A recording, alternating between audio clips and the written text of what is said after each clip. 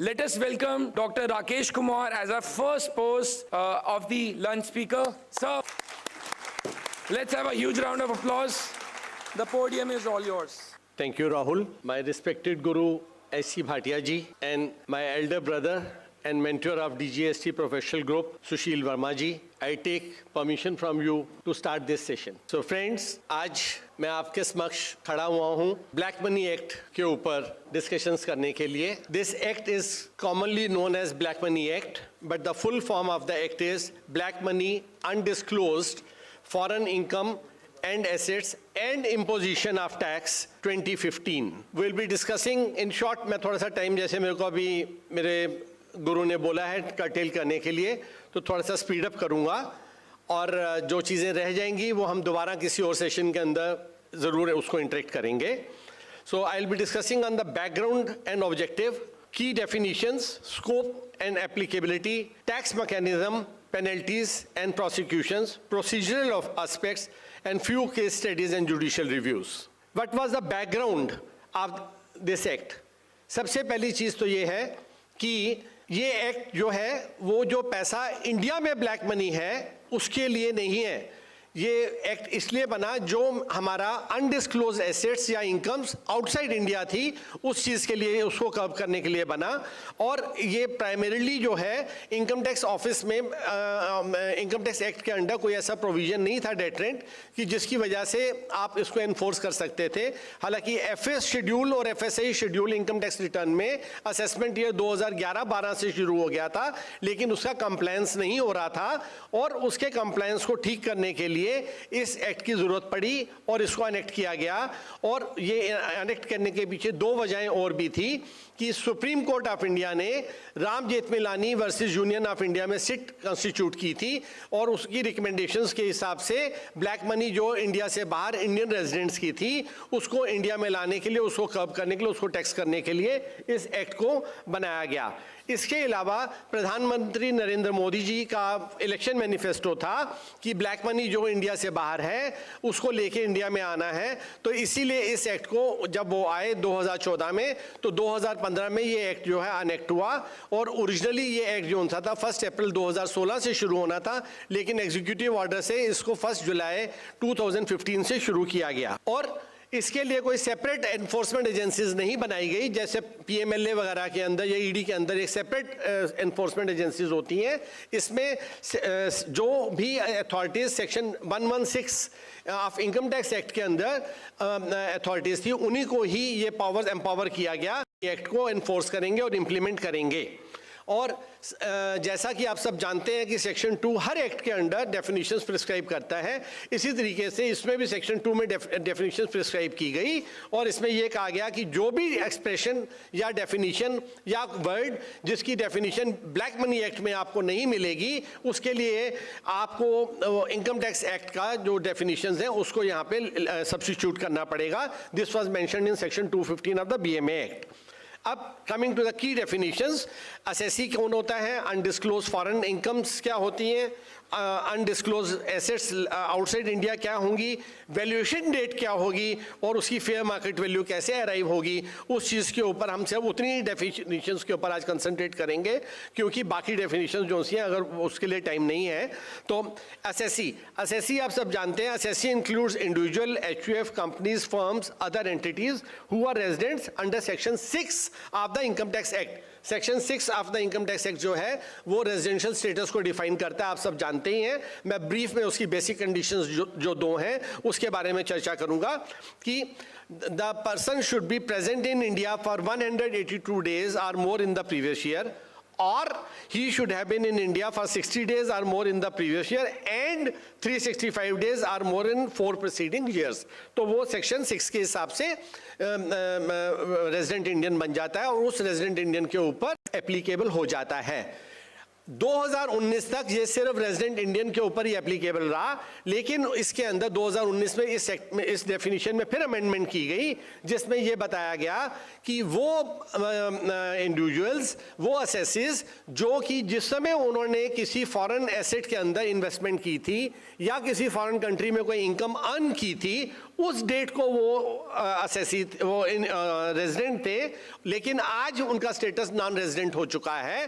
तो उन चीज़ों को कर्ब करने के लिए इन्होंने उसमें अमेंडमेंट की और कहा कि ऐसे सब असेसिस जिनके पास फॉरेन में कोई एसेट्स थी जो कि उन्होंने उस समय ली थी जब वो रेजिडेंट इंडियन थे और अपनी इनकम टैक्स के रिटर्न्स के अंदर उसको शो नहीं किया, चाहे वो आज नॉन रेजिडेंट हो गए हैं, तब भी इस एक्ट के सारे प्रोविजंस उनके ऊपर एप्लीकेबल हो जाएंगे। अब what are the definition of undisclosed asset located outside India?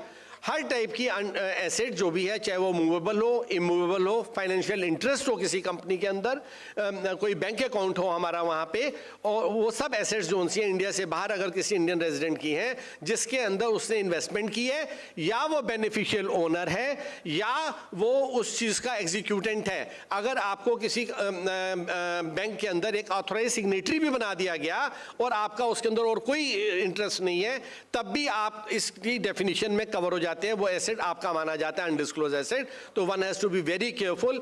बहुत सारे इंडियंस बाहर जाते हैं, बच्चों के पास, जिनके बच्चे बाहर सेटल्ड हैं, वहाँ अकाउंट खोल जाते हैं और उस अकाउंट के अंदर वो उनका को ओनर बना दिया जाता है, जॉइंट होल्डर बना दिया जाता है। आप भी बड़े खुश हो जाते हैं कि मेरे बेटे ने मेरे को बैंक ऑफ अमेरिका के अंदर अकाउंट होल्डर बना दिया, लेकिन ये सब डेफिनेशंस की वजह से आपको वो सब चीज़ें अपनी रिटर्न में शो करनी चाहिए, अदरवाइज आप डिफॉल्टर हो जाते हैं। इसी तरीके से कोई भी इनकम जो इंडिया से बाहर अर्न की गई थी, वो सारी की सारी इनकम्स वो आपको अपनी इनकम टैक्स की रिटर्न में शो करनी है। ये हमारा इसके अंदर अनडिस्क्लोज फॉरेन इनकम्स और एसेट्स में ये सब चीज़ें आ रही हैं। देन चार्जिंग सेक्शन के ऊपर ज़्यादा मैं टाइम नहीं लगा रहा, सिंपली ये हर एक एसएससी के ऊपर एप्लीकेबल है और 1 डे ऑफ अप्रैल 2016 से एप्लीकेबल है। और इसके अंदर जितना भी अनडिस्क्लोज एसेट्स जो होंगी उसकी जो वैल्यूएशन होगी, जो भी फॉरेन, उस पर फ्लैट 30% टैक्स लगेगा, कोई और स्लैब नहीं है, सीधा 30% उसके ऊपर टैक्स लग जाएगा। ये चार्जिंग सेक्शन में मेंशन्ड है। और वो सब एसेट्स जो कि इंडिया से बाहर हैं। सबसे बड़ी चीज़ क्या है कि इसके अंदर कोई टाइम लिमिट नहीं है। जब भी असेसिंग ऑफिसर को ये मालूम चलेगा कि आपकी कोई भी फॉरेन एसेट जो उनसी है वो पड़ी हुई है किसी कंट्री के अंदर, या आपने कोई फॉरेन इनकम अर्न की थी किसी साल के अंदर, जिस साल में अर्न की थी उससे कोई उसका रिलेशन नहीं है, कोई संबंध नहीं है, लेकिन जिस दिन असेसिंग ऑफिसर की नॉलेज में आएगी, उसकी नोटिस में वो इनकम आएगी या वो एसेट आएगा, उस दिन उसकी जुरिडिक्शन शुरू हो जाएगी और वो उसकी असेसमेंट उस साल में कर सकता है, चाहे वो एसेट 10 साल 20 साल 25 साल पुरानी भी क्यों ना हो। लेकिन अगर वो फॉरेन एसेट है और आपके इनकम टैक्स की रिटर्न में नहीं आ रही है, तो चार्जेबिलिटी के हिसाब से आप उसको आपको दिखाना पड़ेगा। और किस पे दिखाना पड़ेगा? कॉस्ट ऑफ एक्विजिशन या fair market value, whichever is higher. इसके अंदर ये है, आपने 20 साल पहले कोई एसेट खरीदा था 10 लाख रुपए का, आज उसकी फेयर मार्केट वैल्यू 10 करोड़ हो गई है अगर, तो आपको टैक्स 10 करोड़ रुपए देना पड़ेगा, उस 10 लाख पे नहीं देना पड़ेगा। नाउ स्कोप क्या है कि मैंने अपनी इनकम टैक्स की रिटर्न तो फाइल कर दी, लेकिन उस रिटर्न के अंदर मैंने वो फॉरेन इनकम्स को नहीं दिखाया या गलत तरीके से दिखाया, या फॉरेन एसेट्स को नहीं दिखाया, उसकी इन्वेस्टमेंट को नहीं दिखाया, या अधूरा दिखाया या गलत तरीके से दिखाया, तो इसकी एप्लीकेबिलिटी इस एक्ट की मेरे ऊपर हो जाएगी। या मेरे पास एसेट्स हैं, इनकम है, जिसके बारे में मेरे असेसिंग ऑफिसर को मालूम चल गया ट्रांसफर ऑफ इंफॉर्मेशन के केस के अंदर, या किसी और सोर्स से, या मेरे यहाँ पे सर्च हो गई, वहाँ से कोई डॉक्यूमेंट्स मिल गए, तो उस केस के अंदर उसके जुरिडिक्शन उसी डेट को शुरू हो जाएगी और वो अपने पूरे एक्ट की पूरी प्रोविजंस मेरे ऊपर एप्लीकेबल हो जाएंगी। नाउ ब्लैक मनी एक्ट की असेसमेंट करते हुए अगर ऑफिसर की नॉलेज में कोई भी मेरी इंडियन इनकम्स, जो इंडिया के अंदर मैं काम कर रहा हूं, मैं फॉरेन के अंदर भी एक फर्म बना के बैठा हुआ हूं और इंडिया में भी एक फर्म बना के बैठा हुआ हूं, तो जब मेरी ब्लैक मनी एक्ट के अंडर असेसमेंट चल रही है बीएमए एक्ट में सेक्शन 10 में, तो उस केस के अंदर अगर कोई रेगुलर इनकम मेरी है उसके अंदर कोई वेरिएशन मिलता है, कोई मैंने डिडक्शंस गलत क्लेम किए हैं सेक्शन 29 से 43C तक, या 57 से सेक्शन 59 में, या ट्रांसफर प्राइसिंग का 92 सेक्शन का, तो वो वेरिएशन ब्लैक मनी एक्ट में नहीं माना जाएगा, वो वेरिएशन इंडियन इनकम टैक्स के हिसाब से असेस होगा। तो ये एक रिगर से हम थोड़ा वो हमारे को यहाँ पे बचाव मिलता है कि अगर वो मेरे असेसिंग अथॉरिटी जो ब्लैक मनी एक्ट की है उसकी नॉलेज में भी इंडियन इनकम की वेरिएशन आती है तो उसमें ब्लैक मनी एक्ट की प्रोविजंस नहीं लगेंगी। नाउ कंप्यूटेशन, ये सेक्शन बहुत ध्यान से समझने वाला है कि ये रियल इनकम से बहुत दूर आगे भाग जाता है। वो कैसे? हम जनरली जो है अपना टैक्स पे करते हैं, जो इनकम होता है उसमें से एक्सपेंसेस को माइनस करने के बाद जो नेट इनकम होती है उसके ऊपर टैक्स पे करते हैं। लेकिन ब्लैक मनी एक्ट के अंडर अगर मैंने अपनी कोई इनकम जो सी अनडिस्क्लोज थी वो इनको पता चली और उसकी असेसमेंट जब चल रही है तो मेरी जो ग्रॉस रिसिप्ट्स हैं मेरे लेजर में, मैंने जाके बाहर एक कंपनी मैंने खोल दी, वहां पे मैं सेल परचेज का काम कर रहा हूँ, ट्रेडिंग कर रहा हूँ, तो जितनी मेरी सेल्स हैं वो प्लस मेरी जो बैंक के अंदर क्रेडिट एंट्रीज आ रही हैं वो उनका टोटल कर दिया जाएगा ग्रॉस रिसिप्ट्स का। मैं बार बार वर्ड बोल रहा हूँ ग्रॉस रिसिप्ट्स, उसका 30% टैक्स लगेगा। उसमें से कोई भी एग्जेम्पशन, कोई डिडक्शन, किसी किस्म की कोई छूट आप लोगों को नहीं मिलेगी। तो one has to be very cautious and careful कि ये जो सा है एक बहुत डेंजरस है, इसके कॉन्सिक्वेंसेस बहुत ग्रेव हैं। तो इसलिए जो सा है one should try to disclose everything in his return in a proper manner. अब वो चाहे मैंने जैसे पहले भी बताया कि कोई इनकम जोन सी है वो पिछले सालों को परटेन करती है, तब भी वो जोन सी है वो इसी साल के अंदर सारी की सारी असेस हो जाएगी। ऐसा नहीं है कि जैसे कोई इनकम मान लीजिएगा कि 2010 में मैंने अर्न की थी और आज 2025 के अंदर मेरी असेसमेंट हो रही है, तो 2010 के अंदर जो इनकम मैंने अर्न की थी और जो मेरे बैंक डिपॉजिट्स थे वहाँ पे उसके ऊपर जो इंटरेस्ट लगता हुआ आ रहा है आज तक का, और वो बैंक अकाउंट मैंने अपने रिटर्न में नहीं शो किया था, तो उस केस के अंदर वो सारा का सारा आज ही जिस समय असेसिंग ऑफिसर के नोटिस में आएगा उस डेट को वो सारा का सारा एक्ट का जो सा रिगर उसके ऊपर लग जाएगा और वो सारा असेसमेंट उसके ऊपर हो जाएगी। और वैल्यूएशन जो है वो एज पर रूल 3 आप ब्लैक मनी रूल्स के हिसाब से इसकी वैल्यूएशन की जाती है। वो क्या है कि बैंक अकाउंट्स के केस के अंदर तो जो बैंक का बैलेंस है वो माना जाएगा, उसको कोई चेंज नहीं किया जाएगा। लेकिन अगर मेरी कोई मूवेबल एसेट्स है तो जो मूवेबल एसेट्स की मेरी फेयर मार्केट वैल्यू होगी या कॉस्ट ऑफ एक्विजिशन होगी उसके ऊपर विच एवर इज हायर उसके ऊपर मेरे को टैक्स किया जाएगा। Then next is immovable property. मैंने अपनी टैक्स पेमेंट अपनी टैक्स पेड इनकम से 2008 के अंदर या 2010 के अंदर या 2014 के अंदर एक प्रॉपर्टी जो सी है किसी फॉरेन कंट्री में खरीद ली थी।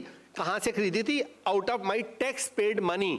लेकिन मैंने उसको अपनी रिटर्न्स में कभी शो नहीं किया था। मान लीजिए 2010 में मैंने 10 लाख रुपए की कोई प्रॉपर्टी खरीदी और वो पैसा मैंने अपनी tax paid income Indian income से वहाँ पे थ्रू बैंकिंग चैनल ट्रांसफ़र किया था।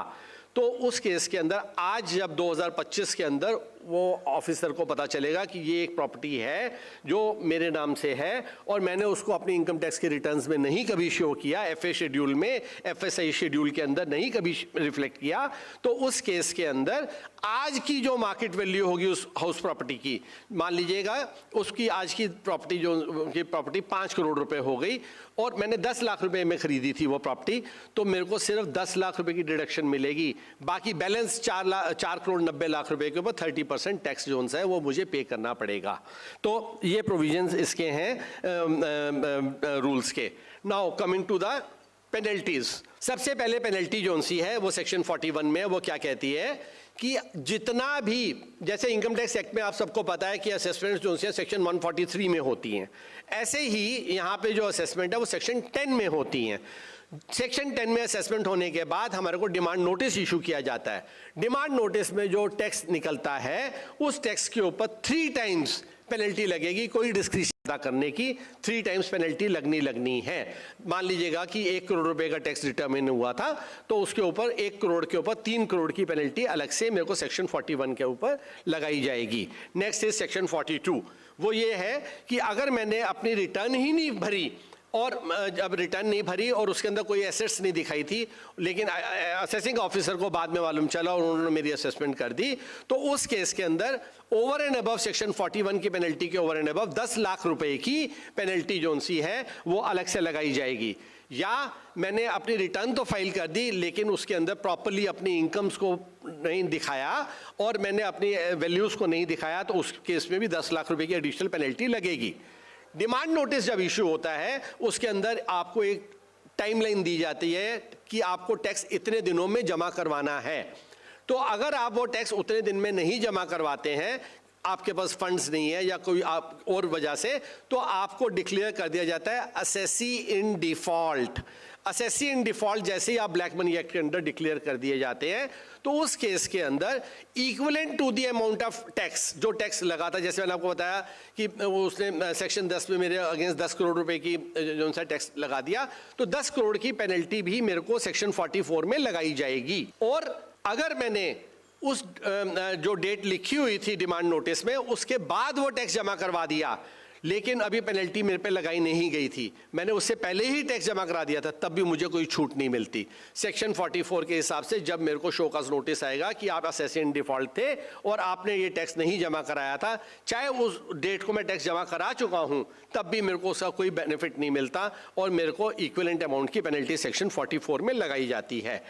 और इसी के साथ ही सेक्शन 45, अगर मैं कोई भी प्रोसीडिंग्स में पार्टिसिपेट नहीं करता, उनकी कोई इन्फॉर्मेशन मांगते हैं वो वहाँ नहीं जाता, कोई नोटिस आते हैं उसका कंप्लायंस नहीं करता हूँ, तो उस केस के अंदर मेरे को मिनिमम पेनल्टी 50,000 की और मैक्सिमम 2 लाख रुपए की पेनल्टी लगाई जाती है। ये इतने स्ट्रिक्ट रिगर्स हैं पेनल्टी के, यहीं तक सिर्फ शांति नहीं मिलती है। पेनल्टी के लिए एक और सेक्शन बड़ा ज़रूरी है जो आप लोगों की नॉलेज में होना चाहिए कि अगर कोई भी पेनल्टी 1 लाख रुपए से की तो वो सिर्फ इनकम टैक्स ऑफिसर लगा सकता है, और अगर वो पेनल्टी 5 लाख से ज़्यादा की है तो वो असिस्टेंट कमिश्नर या डिप्टी कमिश्नर लगाएगा। In both the cases with the approval of additional commissioner ही वो पेनल्टी लगाई जा सकती है।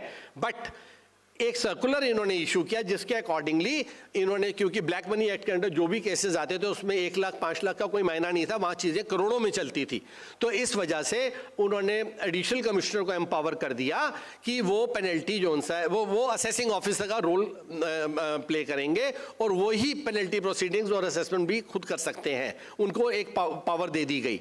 जब ये पावर दे दी गई तो जो अप्रूवल वाला क्वेश्चन था कि with the approval of additional commissioner लगेगा, वो बंद हो गया।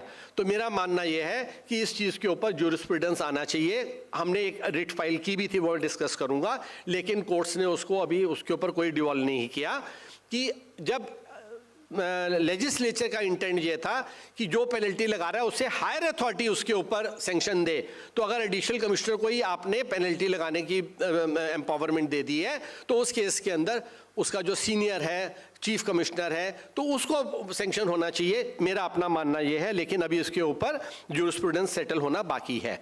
अब आते हैं हम प्रोसिक्यूशंस पे। प्रोसिक्यूशन सेक्शन 49 से सेक्शन 53 तक है। पेनल्टी के अलावा इम्प्रिजनमेंट विद फाइन है, जो कि अगर रिटर्न नहीं फाइल की तो कम से कम 6 महीने और ज़्यादा से ज़्यादा 7 साल की सज़ा हो सकती है विद फाइन। अगर मैंने रिटर्न जो सी है वो फाइल तो की लेकिन उसके अंदर इंफॉर्मेशन पूरी नहीं प्रॉपरली दी, तब भी 6 months to 7 years। और अगर मैंने deliberately to defraud the tax authorities, कोई विलफुल अटेम्प्ट किया टू अवॉइड और इवेड द टैक्स, तो पेनल्टी जो सी है मिनिमम 3 years की और मैक्सिमम 10 years की हो सकती है। और अगर मैंने कोई फॉल्स स्टेटमेंट वेरिफिकेशन में कोई एफिडेविट गलत दे दिया, या जिस समय मेरे को वहाँ पे बुला के प्रोसीडिंग्स के अंदर मेरे से बयान लिया जा रहा था, मैंने गलत बयान के ऊपर साइन कर दिया, तो उस केस के अंदर मेरे को जो इम्प्रिजनमेंट है वो 6 months से 7 years तक होगा। और अगर कोई आदमी के ऊपर ये चार्ज लग जाता है और प्रूव हो जाता है कि he was involved in abetting the other person और inducing the other person to make the false statement relating to tax payable under black money act, तो उस केस के अंदर जिसके ऊपर ये चार्ज लगाता है कि उसने दूसरे को इंड्यूस किया या अबेट किया, उस आदमी के ऊपर भी 6 months to 7 years का इम्प्रिजनमेंट होगा। Now we are coming to the procedural aspects. Separate return of income वैसे आपको फाइल नहीं करनी है अगर आप प्रॉपरली FA और FSA शेड्यूल में में अपने सब फॉरेन इनकम और फॉरेन एसेट्स दिखा रहे हैं तो। बट अगर आप वो नहीं दिखा रहे थे या कोई इंफॉर्मेशन बाहर से आई और ऑफिसर को पता चला, तो उस केस के अंदर वो आपको नोटिस इशू करेंगे, तब आपको एक separate return under black money act भी, जो कि सेम रिटर्न फॉर्म है जो इनकम टैक्स का रिटर्न फॉर्म होता है, उसके अंदर वो FSI और FA शेड्यूल के अंदर वो सब चीज़ें डिक्लेयर करके आगे चलना है। इसी तरीके से जो असेसमेंट है वो मैंने आपको बताया है कि सेक्शन 116 के हिसाब से जो इनकम टैक्स में असेसिंग अथॉरिटीज़ हैं, वही अथॉरिटीज़ इसके अंदर भी, इसमें एक्ट में भी होंगी, तो वही आपकी असेसमेंट करेंगी। अपील्स का भी सेम वही सिस्टम है जैसे इनकम टैक्स में है। पहले फर्स्ट अपील CIT अपील के पास, सेकंड अपील ITAT, फिर उसके बाद high court and supreme court. लेकिन इनकम टैक्स के अंदर जो अगर कोई भी हमारे को डिमांड निकलती है और हम उस डिमांड के अगेंस्ट अपील फाइल कर देते हैं और उसके बाद पेनल्टी का अगर शो कॉज नोटिस इशू होता है, तो हम एक लेटर लिख देते हैं अपने ऑफिसर को, रिक्वेस्ट लिख देते हैं, प्रेयर डाल देते हैं कि I have filed an appeal with the honourable CIT appeal so and so, form 35 copies enclosed, hence my proceedings of penalty may be kept in abeyance till the disposal of my income tax appeal, और वो चीज़ accept हो जाती है। लेकिन यहाँ पे section 46 के accordingly जिस दिन शो कॉज नोटिस इशू किया, उसके बाद विद इन 1 ईयर उसको मैंडेटरली पेनल्टी लगानी है या छोड़नी है। तो इसलिए यहाँ पे इररिस्पेक्टिव ऑफ द फैक्ट आपने अपील फाइल की या नहीं की, जब SCN इशू हो जाता है तो आपके ऊपर पेनल्टी लगा दी जाती है। Second, stay of demand. Income tax में सर्कुलर है, आपको 20% जमा कराने के बाद उस सर्कुलर के एवज में स्टे मिल जाता है, लेकिन ऐसा कोई सर्कुलर ब्लैक मनी एक्ट में नहीं है, इसलिए इसके अंदर स्टे ऑफ डिमांड का कोई प्रोविजन नहीं है। Now, no reopening under section 147 of the income tax act. बड़ा अच्छा लगा सुन के, कोई एक प्लेजेंट चीज़ सामने आई कि कोई चीज़ राहत भी है कि 147 में मेरी रीओपनिंग नहीं होगी। दोस्तों, इसमें बहुत बड़ा कैच है। वो क्या कैच है कि अगर ब्लैक मनी एक्ट में सेक्शन 147 की रीओपनिंग का प्रोविजन डाल देंगे तो एक टाइम लिमिट शुरू हो जाएगी। वो क्या, 50 लाख से कम के लिए 3 साल, 50 लाख से ऊपर के लिए 6 साल। लेकिन ब्लैक मनी एक्ट के अंडर तो अनलिमिटेड पावर्स हैं। आपकी 2008 की एसेट भी अगर है, आपकी 2010 की इनकम भी है, उसको भी वो आज जिस दिन वो ऑफिसर की नोटिस में आएगी उस दिन से आपकी जुरिसडिक्शन शुरू होती है। तो इसलिए इसको 147 से बाहर रखा गया। आपको कोई बेनिफिट नहीं दिया गया ये कह के कि रीओपनिंग आपकी 147 में नहीं होगी। तो ये प्राइमरीली जोन सा है इसका ये था। Now I will be coming to the case study in short. जैसे मैंने आपको बताया था फाइनेंशियल इंटरेस्ट के लिए, ये एक केस है संजय बुपतारिया शाह वर्सेस DCIT, जिसमें मुंबई ट्रिब्यूनल ने बोला कि अगर किसी एसएससी ने कोई प्रॉपर्टी जोन सी है वो सिर्फ एडमिनिस्ट्रेटिव पर्पस से अपने नाम से ली हुई थी, उसने नहीं ली थी, उसको बना दिया गया, लेकिन ना उसने इन्वेस्टमेंट की थी, ना वो बेनिफिशियल ओनर था, तो उस केस के अंदर मुंबई ट्रिब्यूनल ने बोला कि उसके ऊपर पेनल्टी नहीं लगनी चाहिए सेक्शन 43 की। इसी तरीके से नेक्स्ट केस है प्रतीक चितकारा वर्सेस JCIT का। इस केस के अंदर 2 पॉइंट्स के अंदर हाई कोर्ट गए थे। सबसे पहला ये था कि जो रिप्लाई फाइल किया था असेसी ने, उसका कॉग्निजेंस लिए बगैर ही एडिशनल डायरेक्टर ने उसको पेनल्टी लगा दी थी। और दूसरा ये था कि क्योंकि जो मैंने आपसे पहले बोला कि एडिशनल कमिश्नर ने खुद ही पेनल्टी लगा दी, तो कोई अप्रूवल नहीं था। तो ये 2 चीज़ें हमने प्लीड की थी, ये केस मैंने खुद आर्ग्यू किया हुआ है, तो ये 2 चीज़ें प्लीड की, लेकिन जस्टिस शगदन ने इसी ग्राउंड के ऊपर इस केस को कर दिया कि आपका रिप्लाई कंसीडर नहीं किया था, तो हम इसको डी नोवो असेसमेंट करने के लिए पेनल्टी की प्रोसीडिंग्स के लिए वापस नीचे अथॉरिटीज़ को भेजते हैं।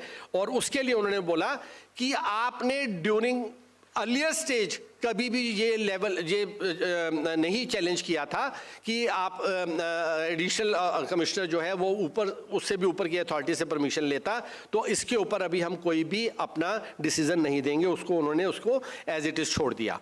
इसके बाद नेक्स्ट है संदीप कोथुरिया, जिसके अंदर की शो काज नोटिस अभी दिया हुआ था, उसकी एडजुडिकेशन नहीं हुई थी और पेनल्टी लगा दी गई, तो उस केस के अंदर इसका एडजुडिकेशन नहीं होगा, ये पेनल्टी नहीं लग सकती, और उन्होंने उसको क्वाश कर दिया। अब सबसे इंटरेस्टिंग केस अकील अब्बास रसाई वर्सेस DCIT का है, जिसके अंदर क्या है कि एक आदमी के नाम से 5-6 इंश्योरेंस की पॉलिसीज़ थी, कोई एक्सीडेंट इंश्योरेंस की पॉलिसीज़ थी, कोई ट्रैवल इंश्योरेंस की पॉलिसीज़ थी, और कुछ पॉलिसीज़ जो सी हैं उनकी लाइफ इंश्योरेंस की पॉलिसीज़ थी। तो उनके ऊपर ये चाय लगा कि ये सब इंश्योरेंस पॉलिसीज आपको अपनी रिटर्न में शो करनी चाहिए थी, जो आपने नहीं की, और इसलिए उनके ऊपर सारी पेनल्टीज प्रोविजंस लगा दिए गए। अब इसके अंदर जो उनके एडवोकेट थे उन्होंने बहुत अच्छा पॉइंट निकाला कि जी ये सारी इंश्योरेंस पॉलिसीज जो हैं वो असेसी के ब्रदर इन लॉ ने जो यूएई में सेटल्ड हैं उन्होंने परचेज की और उन्होंने ही उसकी पेमेंट अपने अकाउंट से की। और उसके बाद जो बेनिफिशियल ओनर है वो ये असेसी नहीं हो सकता, क्योंकि वो पैसा तो उसके मरने के बाद मिलना है। जब वो मरी गया तो उसके बाद उसको कहाँ से उसको बेनिफिट होगा, तो इसलिए वो बेनिफिशियल ओनर भी नहीं है। तो उन्होंने बोला कि इसके ब्रदर इन लॉ ने पॉलिसीज खरीदी for the welfare and benefit of his sister, जो उसकी अकील अब्बास की वाइफ, जो कि नॉमिनी है उन इंश्योरेंस पॉलिसीज में। तो इस बेसिस के ऊपर कोर्ट्स ने इस केस को क्वाश किया और सारी डिमांड वगैरह ख़त्म हो गई। तो और भी चीज़ें बहुत डिस्कस करने वाली हैं, लेकिन टाइम की समय सीमा को नजर रखते हुए मैं इससे ज़्यादा अभी आपको और कुछ नहीं संबोधन दे पाऊँगा। Thank you very much. अगर आपका कोई पॉइंट हो, you can contact me. Thank you.